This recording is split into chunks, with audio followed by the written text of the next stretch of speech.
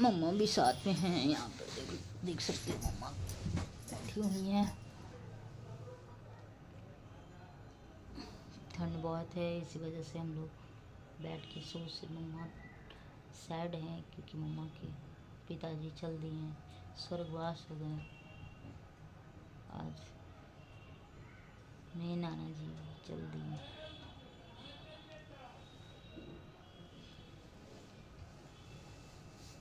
भगवान उनकी आत्मा को शांति मिले। ऐसे बहुत वो ऐसे भी पुण्यात्मा थे वो। उनके इतना कोई पूजा पाठ दान पुण्य तीर्थ धाम कोई नहीं किया होगा, कोई खानदान में भी नहीं किया होगा जितना वो किए हैं। तो जहाँ भी होंगे अच्छे से होंगे। रो मत, जहाँ भी होंगे सब अच्छे से होंगे मामा जी। तो उनका काम का चल रहा है तैयारी, 28 को काम है, तो मम्मा लोग सब जाएंगी।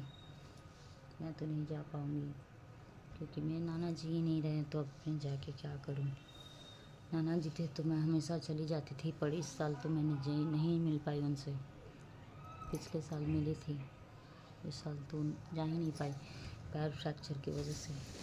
हमेशा सोचती थी कि ठीक हो जाएगा तो जाऊंगी मिलने, पर नहीं ठीक हो पाया, क्या बताऊं। पर हम लोग के दिल में हमेशा रहेंगे नाना जी।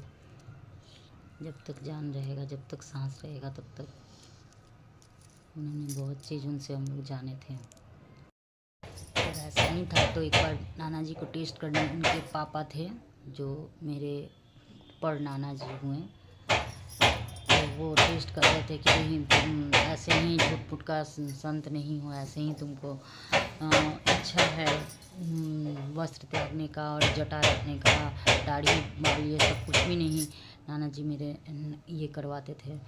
तो फिर मेरे नाना जी अपने पापा को लेकर गए बोधगया, वहाँ अपने गुरुजी से भेंट करवाएं।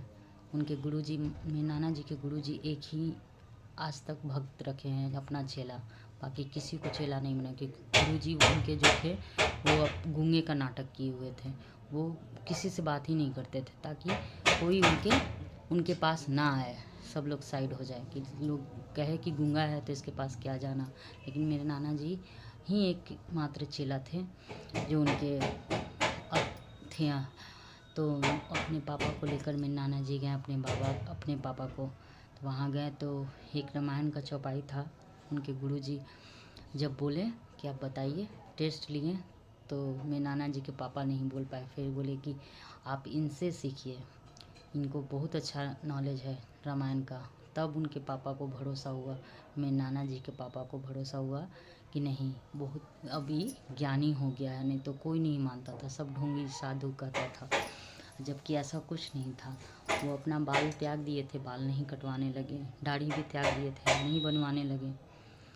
तो बहुत सारा बात है, मेरे साथ भी बहुत सारा होता था। मैं बचपन से सोचती थी सुसाइड ज़्यादा सही होता है आदमी का, लेकिन फिर मेरे नाना जी क्लियर किए कि नहीं, सुसाइड जो होता है वो कभी इंसान को नहीं करना चाहिए।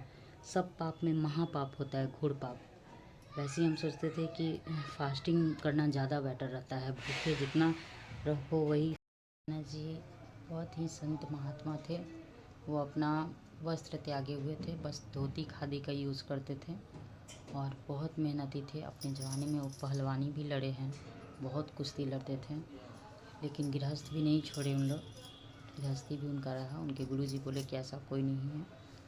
उनको रामायण तो कंठस्थ था ही, प्रवचन वगैरह किए थे। एक ज़माने में 1985-86 में त्रिदंडी स्वामी का जग हुआ था, तो बहुत जगह से लोग आया था, तो मेरे नाना जी प्रवचन किए थे। बहुत अच्छा उनको नॉलेज था, रामायण वगैरह बहुत अच्छा से वो अर्थ के साथ चौपाई बोलते थे, सब लोग को पसंद आता था। और जो किसी को भी बताते थे जो चीज़, वो पूरा हो जाता था। इसीलिए बहुत लोग उनको गंगा सागर बाबा कहा जाता था उनको, क्योंकि गंगा सागर वो हज़ारों बार गए थे। लोग कहता है कि सब धाम एक बार और सब धाम बार बार, लेकिन गंगा सागर एक बार। लेकिन मेरे नाना जी गंगा सागर एकदम हज़ारों बार गए हुए हैं। अयोध्या भी हज़ारों बार गए हुए हैं। द्वारिका वगैरह भी बहुत बार गए हुए हैं। तो बहुत मेहनती थे।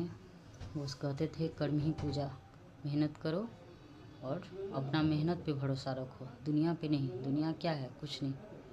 इसीलिए अपना हाथ पे, अपना मुट्ठी में भरोसा रखो, अपने हाथ से सब कुछ करो।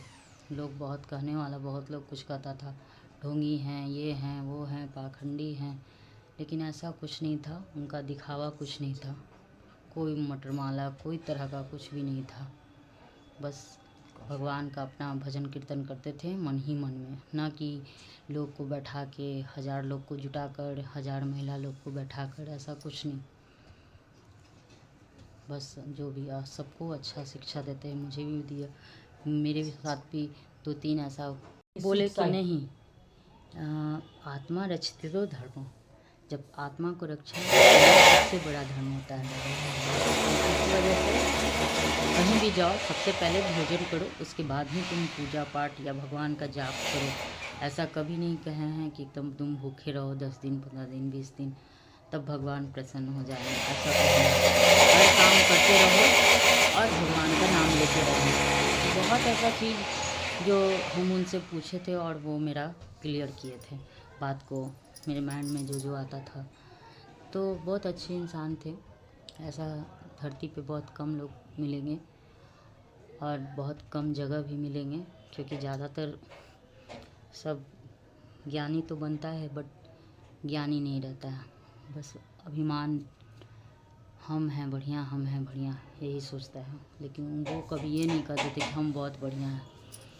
जिसको जो उनसे लेना रहता था, सीखना रहता था, सीखता था। हमको भी वो गिफ्ट में रामायण दिए थे, बोले थे कि तुम डेली रामायण पढ़ो, ज्ञान होगा।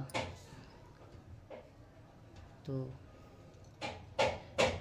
मेरे नज़र में तो बहुत अच्छे इंसान थे और बहुत पुण्यात्मा थे।